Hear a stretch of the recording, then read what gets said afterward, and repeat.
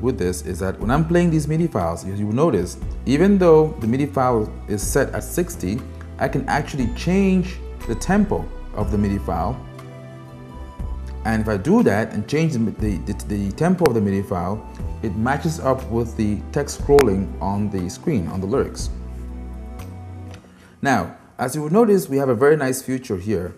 Depending on what is pressed, like right now in the MIDI file menu, if I press the edit button, it gives me a bunch of features and functions associated with the MIDI file.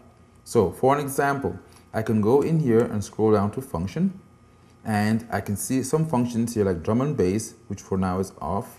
If I turn this on while I'm playing the MIDI file, only the drum and the bass will be heard.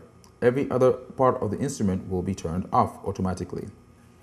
If I go down to play mode fast, if I put it in normal play mode, it takes a little bit longer time to load in, but all the SX files and data are loaded in instantly. Whereas in the fast mode, it starts to play rather quick and reads the files along the way. Another interesting feature is the intelligent transposer on and off. If this feature is off, the MIDI file plays as is. Whenever you transpose a file, all the notes are transposed accordingly. If this feature is actually turned on, what happens is that when a note is above or below the reach, the particular note is actually attenuated. So for an example, if the octave is too high, it's going to play the alternate note at a lower octave. It's a very, very smart feature indeed. The lead channel, channel 4, is tied to this button over here called lead mute. And the default is channel 4. Most MIDI files come with the lead, in other words, the lead part of the music written in channel 4. You can change this to channel 5 or channel 6 depending on your MIDI file. Now, set to 4, that means that this button is tied to channel 4. So when you press the lead mute, what's going to happen is channel 4 is going to get muted. I'm going to give you another example. I'm going to scroll down now and pick another song, a very common song, Mambo number 5. Press enter. And the file loads because it's coming from a floppy drive.